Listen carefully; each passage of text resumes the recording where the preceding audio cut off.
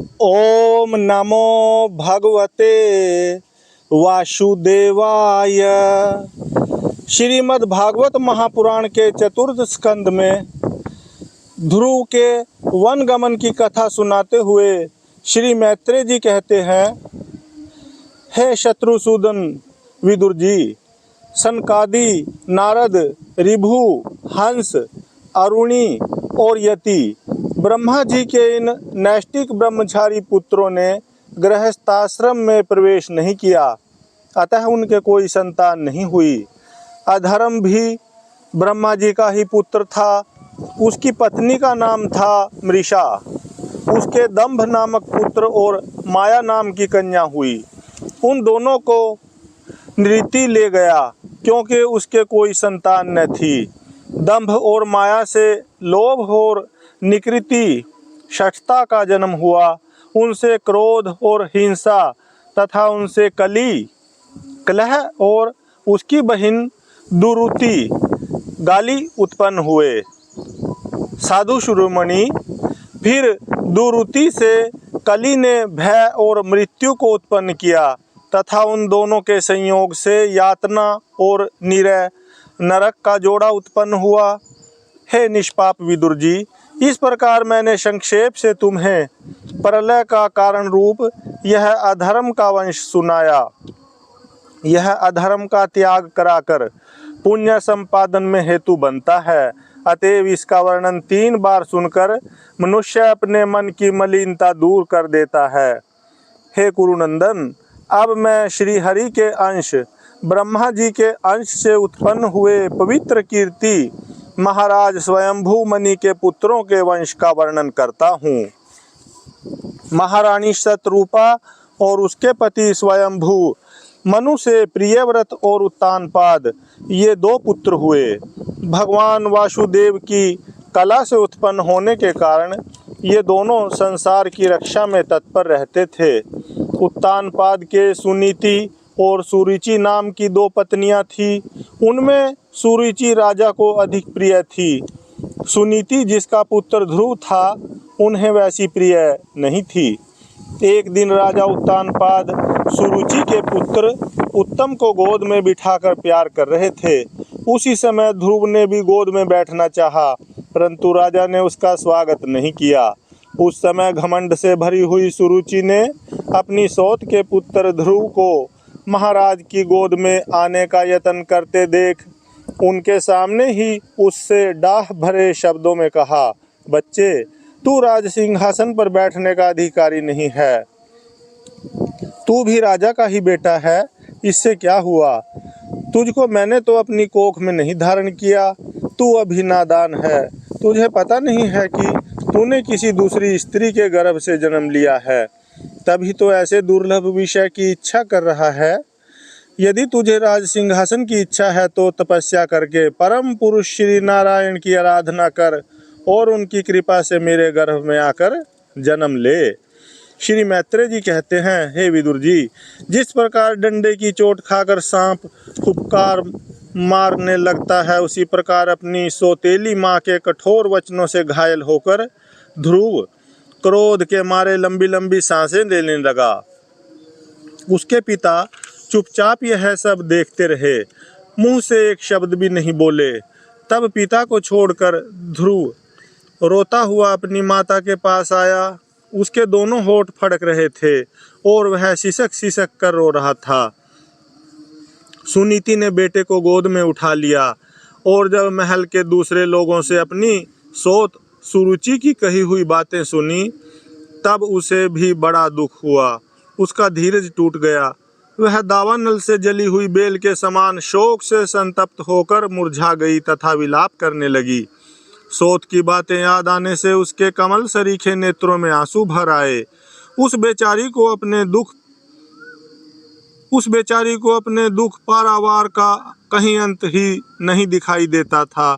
उसने गहरी सांस लेकर ध्रुव से कहा, बेटा, तू दूसरों के लिए किसी प्रकार के अमंगल की कामना मत कर। जो मनुष्य दूसरों को दुख देता है, उसे स्वयं ही उसका फल भोगना पड़ता है। सुरुचि ने जो कुछ कहा है ठीक ही है, क्योंकि महाराज को मुझे पत्नी तो क्या, दासी स्वीकार करने में भी लज्जा आती है। तूने मुझे मंदभागिनी के गर्भ से ही जन्म लिया है और मेरे ही दूध से तू पला है। बेटा, सुरुचि ने तेरी सौतेली माँ होने पर भी बात बिल्कुल ठीक कही है। अतः यदि राजकुमार उत्तम के समान राज सिंहासन पर बैठना चाहता है तो द्वेष भाव छोड़कर उसी का पालन कर। बस श्री अधो यज्ञ भगवान के चरण कमलों की आराधना में लग जा। संसार का पालन करने के लिए सत्व गुण को अंगीकार करने वाले उन श्री हरि के चरणों की आराधना करने से ही तेरे परदादा श्री ब्रह्मा जी को वह सर्वश्रेष्ठ पद प्राप्त हुआ है जो मन और प्राणों को जीतने वाले मुनियों के द्वारा भी वंदनीय है। इसी प्रकार तेरे दादा स्वयंभू मनु ने भी बड़ी बड़ी दक्षिणाओं वाले यज्ञों के द्वारा अनन्य भाव से उन्हीं भगवान की आराधना की थी, तभी उन्हें दूसरों के लिए अति दुर्लभ लौकिक अलौकिक तथा मोक्ष सुख की प्राप्ति हुई। बेटा, तू भी उन भक्तवत्सल श्री भगवान का ही आश्रय ले। जन्म मृत्यु के चक्कर से छूटने की इच्छा करने वाले मुमुक्षु लोग निरंतर उन्हीं के चरण कमलों के मार्ग की खोज किया करते हैं। तू स्वधर्म पालन से पवित्र हुए अपने चित्त में श्री पुरुषोत्तम भगवान को बैठा ले तथा अन्य सब का चिंतन छोड़कर केवल उन्हीं का भजन कर। बेटा, उन कमल दल लोचन श्री हरि को छोड़कर तुझे तो तेरे दुख को दूर करने वाला और कोई दिखाई नहीं देता और मुझे भी दिखाई नहीं देता। देख, जिन्हें प्रसन्न करने के लिए ब्रह्मा आदि अन्य सब देवता ढूंढते रहते हैं, वे श्री लक्ष्मी जी भी दीपक की भांति हाथ में कमल लिए निरंतर उन्हीं श्री हरि की खोज किया करती हैं। श्री मैत्रेय जी कहते हैं, माता सुनीति ने जो वचन कहे वे अभीष्ट वस्तु की प्राप्ति का मार्ग दिखाने वाले थे। अतः उन्हें सुनकर ध्रुव ने बुद्धि द्वारा अपने चित्त का समाधान किया। इसके बाद वे पिता के नगर से निकल पड़े। यह सब समाचार सुनकर और ध्रुव क्या करना चाहता है, इस बात को जानकर नारद जी वहां आए। उन्होंने ध्रुव के मस्तक पर अपना पाप नाशक कर कमल फेरते हुए मन ही मन विस्मित होकर कहा, अहो, क्षत्रियों का कैसा अद्भुत तेज है। वे थोड़ा सा भी मान भंग नहीं सह सकते। देखो, अभी तो यह नन्हा सा बच्चा है, तो भी इसके हृदय में सौतेली माँ के कटु वचन घर कर गए हैं। तत्पश्चात नारद जी ने ध्रुव से कहा, बेटा, अभी तो तू बच्चा है, खेल कूद में ही मस्त रहता है। हम नहीं समझते कि इस उम्र में किसी बात से तेरा सम्मान या अपमान हो सकता है। यदि तू माना अपमान का विचार ही हो यदि तुझे माना अपमान का विचार ही हो तो बेटा, असल में मनुष्य के असंतोष का कारण मोह के सिवा और कुछ नहीं है। संसार में मनुष्य अपने कर्मानुसार ही मान अपमान या दुख सुख आदि को प्राप्त होता है। तात, भगवान की गति बड़ी विचित्र है, इसलिए उस पर विचार करके बुद्धिमान पुरुष को चाहिए कि दैववश उसे जैसी भी परिस्थिति का सामना करना पड़े उसी में संतुष्ट रहे।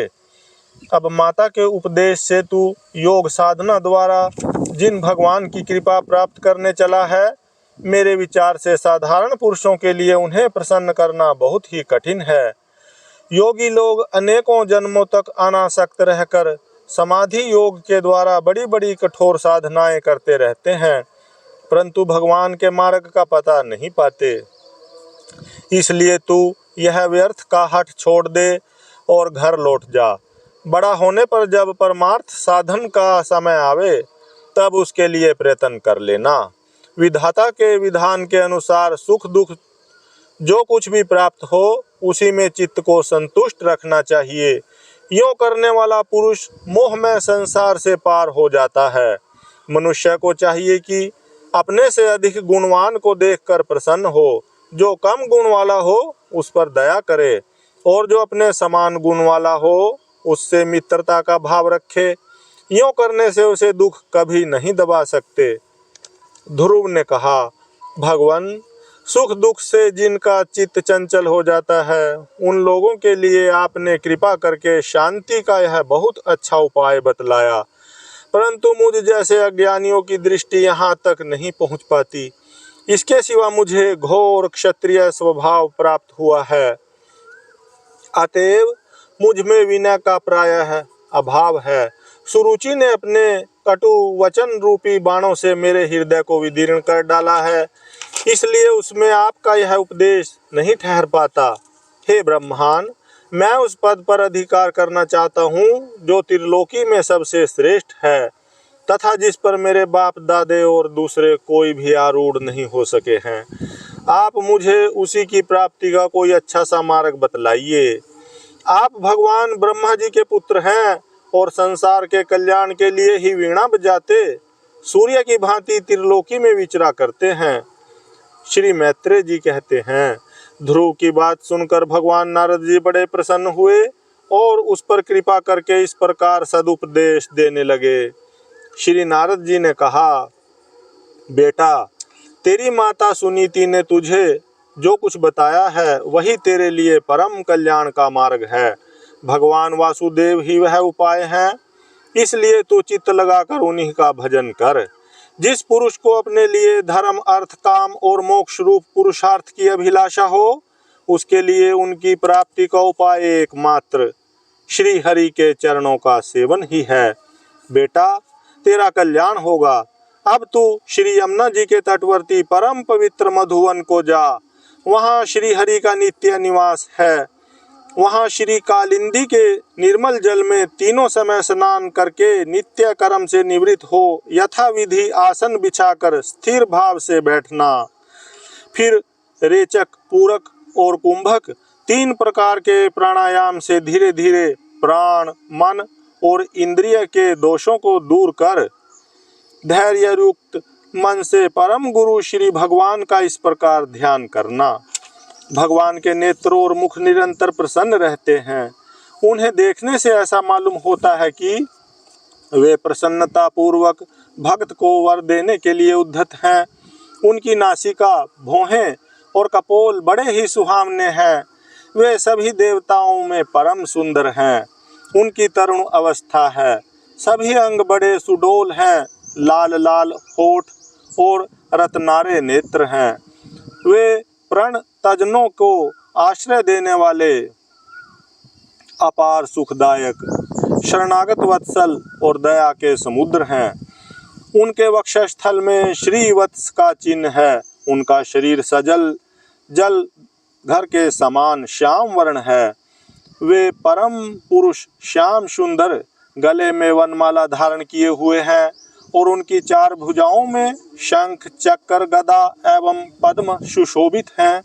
उनके अंग प्रत्यंग किरीट, कुंडल, केयूर और कणक आदि आभूषणों से विभूषित हैं। गला कौस्तुभ मणि की भी शोभा बढ़ा रहा है तथा शरीर में रेशमी पीतांबर है।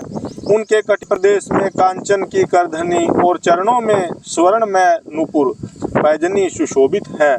भगवान का स्वरूप बड़ा ही दर्शनीय, शांत तथा मन और नयनों को आनंदित करने वाला है। जो लोग प्रभु का मानस पूजन करते हैं, उनके अंतःकरण में वे हृदय कमल की कर्णिका पर अपने नख मणिमंडित मनोहर पादार विंदों को स्थापित करके विराजते हैं। इस प्रकार धारणा करते करते जब चित्त स्थिर और एकाग्र हो जाए, तब उन वरदायक प्रभु का मन ही मन इस प्रकार ध्यान करे कि वे मेरी ओर अनुराग भरी दृष्टि से निहारते हुए मंद मंद मुस्कुरा रहे हैं।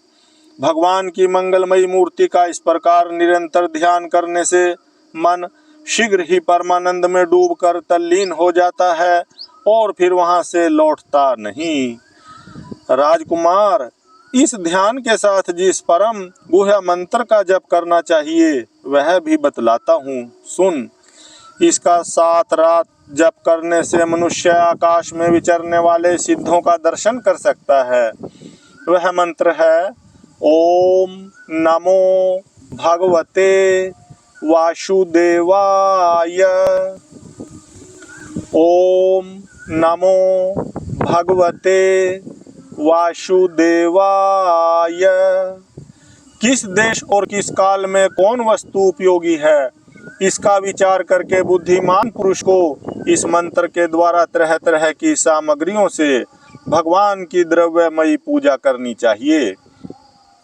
प्रभु का पूजन विशुद्ध जल, पुष्पमाला, जंगली मूल और फलादि, पूजा में विहित दुर्वादि अंकुर, वन में ही प्राप्त होने वाले वल्कल वस्त्र और उनकी प्रेयसी तुलसी से करना चाहिए।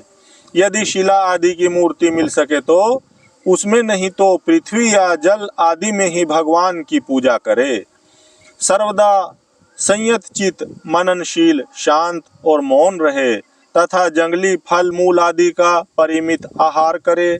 इसके सिवा पुण्य कीर्ति श्री हरि अपनी अनिर्वचनीय माया के द्वारा अपनी ही इच्छा से अवतार लेकर जो मनोहर चरित्र करने वाले हैं, उनका मन ही मन चिंतन करता रहे। प्रभु की पूजा के लिए जिन जिन उपचारों का विधान किया गया है, उन्हें मंत्र मूर्ति श्री हरि को द्वादशाक्षर मंत्र के द्वारा ही अर्पण करे।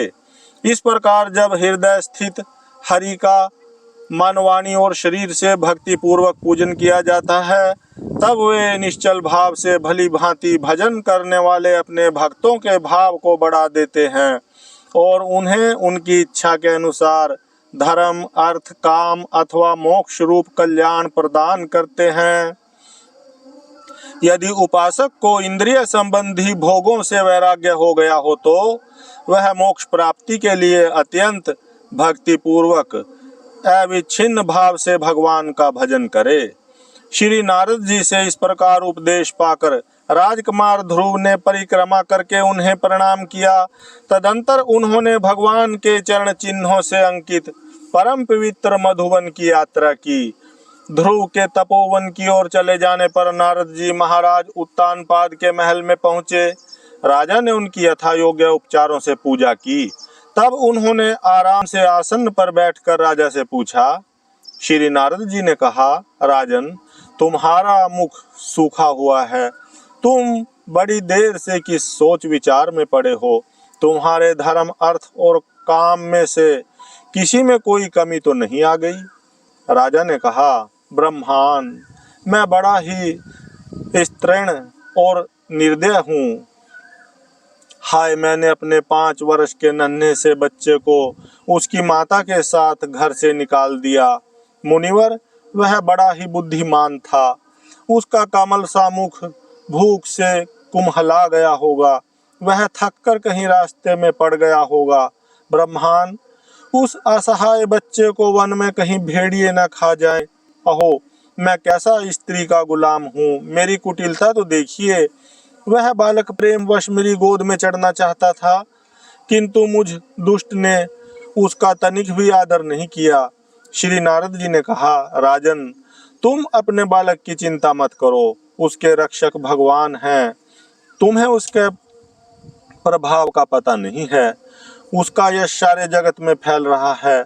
वह बालक बड़ा समर्थ है। जिस काम को बड़े बड़े लोकपाल भी नहीं कर सके, पूरा करके वह शीघ्र ही तुम्हारे पास लौट आएगा। उसके कारण तुम्हारा यश भी बहुत बढ़ेगा।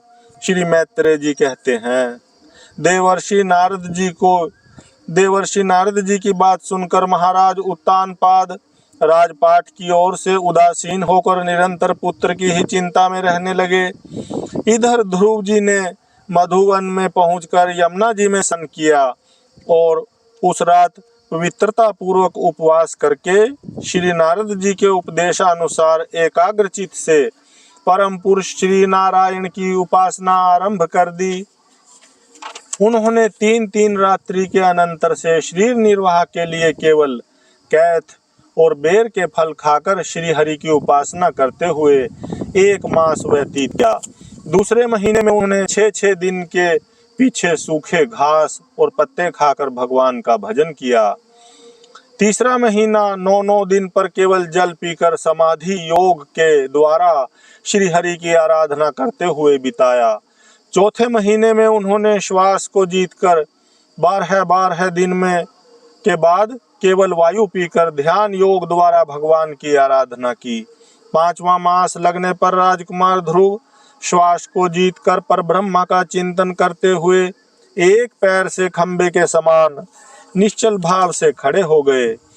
उस समय उन्होंने शब्द आदि विषय और इंद्रियों के नियामक अपने मन को सब ओर से खींच लिया तथा हृदयस्थ हरि के स्वरूप का चिंतन करते हुए चित्त को किसी दूसरी ओर न जाने दिया।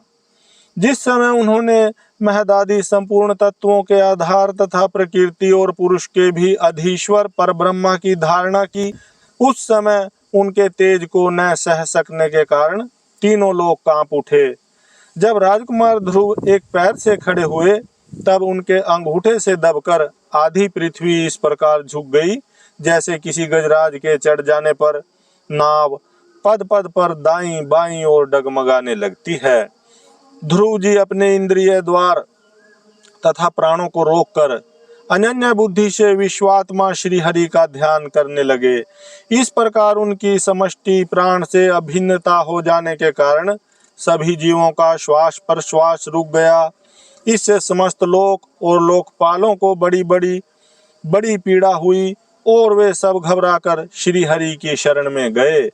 देवताओं ने कहा, भगवान, समस्त स्थावर जंगम जीवों के शरीरों का प्राण एक साथ ही रुक गया है, ऐसा तो हमने पहले कभी अनुभव नहीं किया। आप शरणागतों की रक्षा करने वाले हैं, अपनी शरण में आए हुए हम लोगों को इस दुख से छुड़ाइए। श्री भगवान ने कहा, देवताओं, तुम डरो मत। उत्तानपाद के पुत्र ध्रुव ने अपने चित्त को मुझ विश्वात्मा में लीन कर दिया है।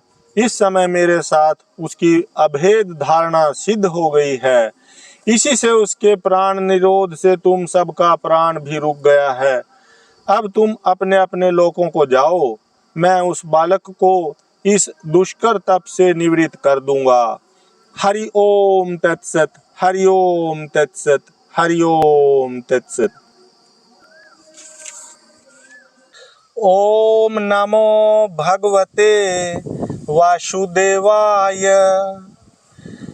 इससे आगे की कथा में ध्रुव का वर पाकर घर लौटना, इसकी कथा सुनाते हुए श्री मैत्रेय जी कहते हैं, हे विदुर जी, भगवान के इस प्रकार आश्वासन देने से देवताओं का भय जाता रहा और वे उन्हें प्रणाम करके स्वर्ग लोक को चले गए।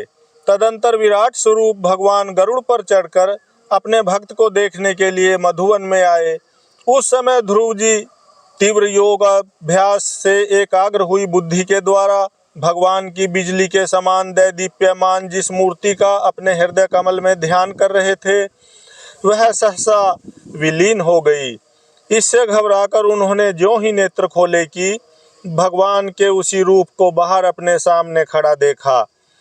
प्रभु का दर्शन पाकर बालक ध्रुव को बड़ा कौतूहल हुआ। वे प्रेम में अधीर हो गए। उन्होंने पृथ्वी पर दंड के समान लौटकर उन्हें प्रणाम किया। फिर इस प्रकार प्रेम भरी दृष्टि से उनकी ओर देखने लगे मानो नेत्रों से उन्हें पी जाएंगे, मुख से चूम लेंगे और भुजाओं से कस लेंगे। वे हाथ जोड़े प्रभु के सामने खड़े थे और उनकी स्तुति करना चाहते थे, परंतु किस प्रकार करें यह नहीं जानते थे। सर्वांतर्यामी श्री हरि उनके मन की बात जान गए। उन्होंने कृपा पूर्वक अपने वेदमय शंख को उनके गाल से छुआ दिया। ध्रुव जी भविष्य में अविचल पद प्राप्त करने वाले थे। इस समय शंख का स्पर्श होते ही उन्हें वेदमयी दिव्यवाणी प्राप्त हो गई और जीव तथा ब्रह्म के स्वरूप का भी निश्चय हो गया। वे अत्यंत भक्ति भाव से धैर्य पूर्वक विश्व विख्यात कीर्तिमान श्री हरि की स्तुति करने लगे। ध्रुव जी ने कहा, प्रभो, आप सर्वशक्तिमान सर्वशक्ति संपन्न हैं। आप ही मेरे अंतःकरण में प्रवेश कर अपने तेज से मेरी इस सोई हुई वाणी को सजीव करते हैं तथा हाथ, पैर, कान और त्वचा आदि अन्यान्य इंद्रियों एवं प्राणों को भी चेतना देते हैं। मैं आप अंतर्यामी भगवान को प्रणाम करता हूँ। भगवान, आप एक ही हैं, परंतु अपनी अनंत गुणमयी माया शक्ति से इस महदादि संपूर्ण प्रपंच को रचकर अंतर्यामी रूप से उसमें प्रवेश कर जाते हैं और फिर इसके इंद्रियादि असत गुणों में उनके अधिष्ठात्र देवताओं के रूप में स्थित होकर अनेक रूप भासते हैं। ठीक वैसे ही जैसे तरह तरह की लकड़ियों में प्रकट हुई आग अपनी उपाधियों के अनुसार भिन्न भिन्न रूपों में भासती है। हे नाथ, सृष्टि के आरंभ में ब्रह्मा जी ने भी आपकी शरण लेकर आपके दिए हुए ज्ञान प्रभाव से ही इस जगत को सोकर उठे हुए पुरुष के समान देखा था। हे दीन बंधो, उन्हीं आपके चरण तल का मुक्त पुरुष भी आश्रय लेते हैं। कोई भी कृतज्ञ पुरुष उन्हें कैसे भूल सकता है। प्रभो, शव तुल्य शरीरों के द्वारा भोगा जाने वाला इंद्रिय और विषयों के संसर्ग से उत्पन्न सुख तो मनुष्यों को नरक में भी मिल जाता है। जो लोग इस विषय सुख के लिए लालायित रहते हैं और जन्म मरण के बंधन से छुड़ा देने वाले कल्पत रूप स्वरूप आपकी उपासना भगवत प्राप्ति के सिवा किसी अन्य उद्देश्य से करते हैं, उनकी बुद्धि अवश्य ही आपकी माया के द्वारा ठगी गई है। हे नाथ, आपके चरण कमलों का ध्यान करने से और आपके भक्तों का पवित्र चरित्र सुनने से प्राणियों को जो आनंद प्राप्त होता है वह निजानंद स्वरूप ब्रह्म में भी नहीं मिल सकता। फिर जिन्हें काल की तलवार काटे डालती है, उन स्वर्गीय विमानों से गिरने वाले पुरुषों को तो वह सुख मिल ही कैसे सकता है। हे अनंत परमात्मन, मुझे तो आप उन विशुद्ध हृदय महात्मा भक्तों का संग दीजिए जिनका आप में अविच्छिन्न भक्ति भाव है। उनके संग से मैं आपके गुणों और लीलाओं की कथा सुधा को पी पी कर उन्मत्त हो जाऊंगा और सहज ही इस अनेक प्रकार के दुखों से पूर्ण भयंकर संसार सागर के उस पार पहुंच जाऊंगा। कमलनाभ प्रभो, जिनका चित्त आपके चरण कमल की सुगंध में लुभाया हुआ है, उन महानुभावों का जो लोग संग करते हैं वे अपने इस अत्यंत प्रिय शरीर और इसके संबंधी पुत्र मित्र ग्रह और स्त्री आदि की सुधि भी नहीं करते। अजन्मा परमेश्वर, मैं तो पशु वृक्ष पर्वत पक्षी सरीसृप सर्पादि रेंगने वाले जंतु देवता दैत्य और मनुष्य आदि से परिपूर्ण तथा महदादि अनेकों कारणों से संपादित आपके इस सदात्मक स्थूल विश्व रूप को ही जानता हूँ। इससे परे जो आपका परम स्वरूप है, जिसमें वाणी की गति नहीं है, उसका मुझे पता नहीं है। भगवन, कल्प का अंत होने पर योग निद्रा में स्थित जो परम पुरुष इस संपूर्ण विश्व को अपने उदर में लीन करके शेष जी के साथ उन्हीं की गोद में शयन करते हैं तथा जिनके नाभि समुद्र से प्रकट हुए सर्वलोक में स्वर्ण वर्ण कमल से परम तेजो में ब्रह्मा जी उत्पन्न हुए, वे भगवान आप ही हैं। मैं आपको प्रणाम करता हूँ। प्रभो, आप अपनी अखंड चिन्मयी दृष्टि से बुद्धि की सभी अवस्थाओं के साक्षी हैं तथा नित्य मुक्त शुद्ध सत्व में सर्वज्ञ परमात्म स्वरूप निर्विकार आदि पुरुष षडैश्वर्य संपन्न एवं तीनों गुणों के अधीश्वर हैं। आप जीव से सर्वथा भिन्न हैं तथा संसार की स्थिति के लिए यज्ञाधिष्ठाता विष्णु रूप से विराजमान हैं। आपसे ही विद्या अविद्या आदि विरुद्ध गतियों वाली अनेकों शक्तियां धारावाहिक रूप से निरंतर प्रकट होती रहती हैं। आप जगत के कारण अखंड अनादि अनंत आनंदमय निर्विकार ब्रह्म स्वरूप हैं। मैं आपकी शरण हूँ। भगवन, आप परमानंद मूर्ति हैं। जो लोग ऐसा समझकर निष्काम भाव से आपका निरंतर भजन करते हैं, उनके लिए राज्य आदि भोगों की अपेक्षा आपके चरण कमलों की प्राप्ति ही भजन का सच्चा फल है। स्वामिन, यद्यपि बात ऐसी ही है तो भी गो जैसे अपने तुरंत के जन्मे हुए बछड़े को दूध पिलाती और व्याघ्रादि से बचाती रहती है, उसी प्रकार आप भी भक्तों पर कृपा करने के लिए निरंतर विकल रहने के कारण हम जैसे सकाम जीवों की भी कामना पूर्ण करके उनकी संसार भय से रक्षा करते रहते हैं। श्री मैत्रेय जी कहते हैं, हे विदुर जी, जब शुभ संकल्प वाले मतिमान ध्रुव जी ने इस प्रकार स्तुति की, तब भक्तवत्सल भगवान उनकी प्रशंसा करते हुए कहने लगे। श्री भगवान ने कहा, उत्तम व्रत का पालन करने वाले राजकुमार, मैं तेरे हृदय का संकल्प जानता हूँ। यद्यपि उस पद का प्राप्त होना बहुत कठिन है, तो भी मैं तुझे वह दे देता हूँ। तेरा कल्याण हो। भद्र, जिस तेजो में अविनाशी लोक को आज तक किसी ने प्राप्त नहीं किया, जिसके चारों ओर ग्रह नक्षत्र और तारागण रूप ज्योतिष चक्र उसी प्रकार चक्कर काटता रहता है जिस प्रकार मेढ़ी के चारों ओर दमरी के बैल घूमते रहते हैं। अवान्तर कल्पर्यंत रहने वाले अन्य लोकों का नाश हो जाने पर भी जो स्थिर रहता है, तथा तारागण के सहित धर्म, अग्नि, कश्यप और शुक्र आदि नक्षत्र एवं सप्तऋषिगण जिसकी प्रदक्षिणा किया करते हैं, वह ध्रुवलोक मैं तुझे देता हूँ। यहाँ भी जब तेरे पिता मुझे राज सिंहासन देकर वन को चले जाएंगे, तब तू 36,000 वर्ष तक धर्म पूर्वक पृथ्वी का पालन करेगा। तेरी इंद्रियों की शक्ति ज्यों की त्यों बनी रहेगी। आगे चलकर किसी समय तेरा भाई उत्तम शिकार खेलता हुआ मारा जाएगा। तब उसकी माता सुरुचि पुत्र प्रेम में पागल होकर उसे वन में खोजती हुई दावानल में प्रवेश कर जाएगी। यज्ञ मेरी प्रिय मूर्ति है। तू अनेकों बड़ी बड़ी दक्षिणाओं वाले यज्ञों के द्वारा मेरा यजन करेगा तथा यहाँ उत्तम उत्तम भोग भोग कर अंत में मेरा ही स्मरण करेगा। इससे तू अंत में संपूर्ण लोगों के वंदनीय और सप्तऋषियों से भी ऊपर मेरे निज धाम को जाएगा, जहाँ पहुँच जाने पर फिर संसार में लौट कर नहीं आना होता।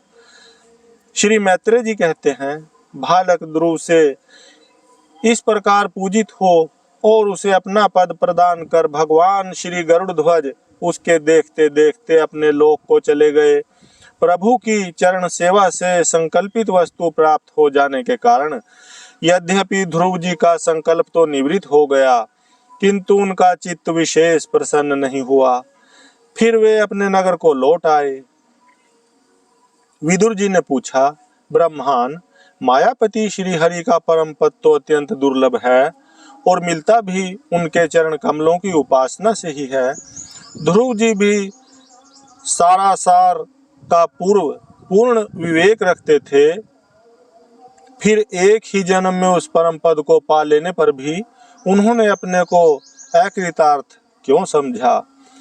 श्री मैत्रेय जी ने कहा, ध्रुव जी का हृदय अपनी सौतेली माता के बाग बाणों से बींध गया था तथा वर मांगने के समय भी उन्हें उनका स्मरण बना हुआ था। इसी से उन्होंने मुक्तिदाता श्री हरि से मुक्ति नहीं मांगी। अब जब भगवत दर्शन से वह मनोमालिन्य दूर हो गया तो उन्हें अपनी इस भूल के लिए पश्चाताप हुआ। ध्रुव जी मन ही मन कहने लगे, अहो, सनकादि उद्धरेता नैष्टिक ब्रह्मचारी सिद्ध भी जिन्हें समाधि द्वारा अनेकों जन्मों में प्राप्त कर पाते हैं, उन भगवत चरणों की छाया को मैंने 6 महीने में ही पा लिया, किंतु चित्त में दूसरी वासना रहने के कारण मैं फिर उनसे दूर हो गया। अहो, मुझ मंद भाग्य की मूर्खता तो देखो। मैंने संसार पाश को काटने वाले प्रभु के पाद पदों में पहुंचकर भी उनसे नाशवान वस्तु की ही याचना की। देवताओं को स्वर्ग भोग के पश्चात फिर नीचे गिरना होता है, इसलिए वे मेरी भगवत प्राप्ति रूप उच्च स्थिति को सहन नहीं कर सके, अतः उन्होंने ही मेरी बुद्धि को नष्ट कर दिया। तभी तो मुझ दुष्ट ने नारद जी की यथार्थ बात भी स्वीकार नहीं की। यद्यपि संस्कार में आत्मा के सिवा दूसरा कोई भी नहीं है, तथापि सोया हुआ मनुष्य जैसे स्वप्न में अपने ही कल्पना किए हुए व्याघ्रादि से डरता है, उसी प्रकार मैंने भी भगवान की माया से मोहित होकर भाई को ही शत्रु मान लिया और व्यर्थ ही द्वेष रूप हार्दिक रोग से जलने लगा। जिन्हें प्रसन्न करना अत्यंत कठिन है, उन्हीं विश्वात्मा श्री हरि को तपस्या द्वारा प्रसन्न करके मैंने जो कुछ मांगा है वह सब व्यर्थ है। ठीक उसी तरह जैसे गतायु पुरुष के लिए चिकित्सा व्यर्थ होती है। ओह, मैं बड़ा भाग्यहीन हूँ। संसार बंधन का नाश करने वाले प्रभु से मैंने संसार ही मांगा। मैं बड़ा ही पुण्यहीन हूँ। जिस प्रकार कोई कंगला किसी चक्रवर्ती सम्राट को प्रसन्न करके उससे तुष सहित चावलों की कनी मांगे, उसी प्रकार मैंने भी आत्मानंद प्रदान करने वाले श्री हरि से मूर्खतावश व्यर्थ का अभिमान बढ़ाने वाले उच्च पदादि ही मांगे हैं। श्री मैत्रेय जी कहते हैं, तात, तुम्हारी तरह जो लोग श्री मुकुंद पादारविंद मकरंद के ही मधुकर हैं, जो निरंतर प्रभु की चरण रज का ही सेवन करते हैं और जिनका मन अपने आप आई हुई सभी परिस्थितियों में संतुष्ट रहता है, वे भगवान से उनकी सेवा के सिवा अपने लिए और कुछ भी पदार्थ नहीं मांगते। इधर जब राजा उत्तानपाद ने सुना कि उनका पुत्र ध्रुव घर लौट रहा है, तो उन्हें इस बात पर वैसे ही विश्वास नहीं हुआ जैसे कोई किसी के यमलोक से लौटने की बात पर विश्वास न करे। उन्होंने यह सोचा कि मुझ अभागे का ऐसा भाग्य कहाँ, परंतु फिर उन्हें देवर्षि नारद की बात याद आ गई। इससे उनका इस बात में विश्वास हुआ और वे आनंद के वेग से अधीर हो उठे। उन्होंने अत्यंत प्रसन्न होकर यह समाचार लाने वाले को एक बहुमूल्य हार दिया। राजा उत्तानपाद के पुत्र का मुख देखने के लिए उत्सुक बहुत से ब्राह्मण, कुल के बड़े बूढ़े, मंत्री और बंधुजनों को साथ लिया तथा एक बढ़िया घोड़ों वाले स्वर्ण जटित रथ पर सवार होकर वे झटपट नगर के बाहर आए। उनके आगे आगे वेद ध्वनि होती जाती थी तथा शंख, दुंदुभी एवं वंशी आदि अनेकों मांगलिक बाजे बजते जाते थे। उनकी दोनों रानियां सुनीति और सुरुचि भी स्वर्णमय आभूषणों से विभूषित हो राजकुमार उत्तम के साथ पालकियों पर चढ़कर चल रही थीं। ध्रुव जी के उपवन के पास आ पहुँचे। उन्हें देखते ही महाराज उत्तानपाद तुरंत रथ से उतर पड़े। उत्तर को देखने के लिए बहुत दिनों से उत्कंठित हो रहे थे। उन्होंने झटपट आगे बढ़कर प्रेमातुर हो लंबी लंबी सांसें लेते हुए ध्रुव को भुजाओं में भर लिया। अब ये पहले के ध्रुव नहीं थे। प्रभु के परम पुनीत पाद्य पदों का स्पर्श होने से इनके समस्त पाप बंधन कट गए थे। राजा उत्तानपाद की एक बहुत बड़ी कामना पूर्ण हो गई। उन्होंने बार बार उत्तर का सिर सूंघा और आनंद तथा प्रेम के कारण निकलने वाले ठंडे ठंडे आंसुओं से उन्हें नहला दिया। तदंतर सज्जनों में अग्रगण्य ध्रुव जी ने पिता के चरणों में प्रणाम किया और उनसे आशीर्वाद पाकर कुशल प्रश्नादि से सम्मानित हो दोनों माताओं को प्रणाम किया। छोटी माता सुरुचि ने अपने चरणों पर झुके हुए बालक ध्रुव को उठाकर हृदय से लगा लिया और अश्रु गदगद वाणी से चिरंजीवी रहो ऐसा आशीर्वाद दिया। जिस प्रकार जल स्वयं ही नीचे की ओर बहने लगता है, उसी प्रकार मैत्री आदि गुणों के कारण जिस पर श्री भगवान प्रसन्न हो जाते हैं, उसके आगे सभी जीव झुक जाते हैं। इधर उत्तम और ध्रुव दोनों ही प्रेम से विहल होकर मिले। एक दूसरे के अंगों का स्पर्श पाकर उन दोनों के ही शरीर में रोमांच हो आया तथा नेत्रों से बार बार आंसुओं की धारा बहने लगी। ध्रुव की माता सुनीति अपने प्राणों से भी प्यारे पुत्र को गले लगाकर सारा संताप भूल गई। उसके सुकुमार अंगों के स्पर्श से उसे बड़ा ही आनंद प्राप्त हुआ। वीरवर विदुर जी, वीर माता सुनीति के स्तन उसके नेत्रों से झरते हुए मंगलमय आनंदाश्रुओं से भीग गए और उनसे बार बार दूध बहने लगा। उस समय पूर्ववासी लोग उनकी प्रशंसा करते हुए कहने लगे, महारानी जी, आपका लाल बहुत दिनों से खोया हुआ था, सौभाग्यवश अब वह लौट आया। यह हम सबका दुख दूर करने वाला है, बहुत दिनों तक भूमंडल की रक्षा करेगा। आपने अवश्य ही शरणागत भयभंजन श्री हरि की उपासना की है। उनका निरंतर ध्यान करने वाले धीर पुरुष परम दुर्जय मृत्यु को भी जीत लेते हैं। विदुर जी, इस प्रकार जब सभी लोग ध्रुव के प्रति अपना लाड़ प्यार प्रकट कर रहे थे, उसी समय उन्हें भाई उत्तम के सहित हथिनी पर चढ़ाकर महाराज उत्तानपाद ने बड़े हर्ष के साथ राजधानी में प्रवेश किया। उस समय सभी लोग उनके भाग्य की बड़ाई कर रहे थे। नगर में जहां तहां मगर के आकाश के सुंदर दरवाजे बनाए गए थे तथा फल फूलों के गुच्छों के सहित केले के खंबे और सुपारी के पौधे सजाए गए थे। द्वार द्वार पर दीपक के सहित जल के कलश रखे हुए थे, जो आम के पत्तों, वस्त्रों, पुष्पमालाओं तथा मोती की लड़ियों से सुसज्जित थे। जिन अनेकों परकोटों, फाटकों और महलों से नगरी सुशोभित थी, उन सबको स्वर्ण की सामग्रियों से सजाया गया था तथा उनके कंगूरे विमानों के शिखरों के समान चमक रहे थे। नगर के चौक, गलियों, अटारियों और सड़कों को झाड़ बुहार कर उन पर चंदन का छिड़काव किया गया था और जहां तहां खील, चावल, पुष्प, फल, जौ एवं अन्य मांगलिक उपहार सामग्रियां सजी रखी थीं। ध्रुव जी राजमार्ग से जा रहे थे। उस समय जहां तहां नगर की शीलवती सुंदरियां उन्हें देखने को एकत्र हो रही थीं। उन्होंने वात्सल्य भाव से अनेकों शुभ आशीर्वाद देते हुए उन पर सफेद सरसों, अक्षत, दही, जल, दूर्वा, पुष्प और फलों की वर्षा की। इस प्रकार उनके मनोहर गीत सुनते हुए ध्रुव जी ने अपने पिता के महल में प्रवेश किया। वह श्रेष्ठ भवन महामूल्य मणियों की लड़ियों से सुसज्जित था। उसमें अपने पिताजी के लाड़ प्यार का सुख भोगते हुए वे उसी प्रकार आनंद पूर्वक रहने लगे जैसे स्वर्ग में देवता लोग रहते हैं। वहां दूध के फैन के समान सफेद और कोमल शैयाएं, हाथी दांत के पलंग, सुनहरी कामदार पर्दे, बहुमूल्य आसन और बहुत सा सोने का सामान था। उसकी सबठिक और महामरकत मणि पन्ने की दीवारों में रत्नों की बनी हुई स्त्री मूर्तियों पर रखे हुए मणि में दीपक जगमगा रहे थे। उस महल के चारों ओर अनेक जाति के दिव्य वृक्षों से सुशोभित उद्यान थे, जिनमें नर और मादा पक्षियों का कलरव तथा मतवाले भौरों का गुंजार होता रहता था।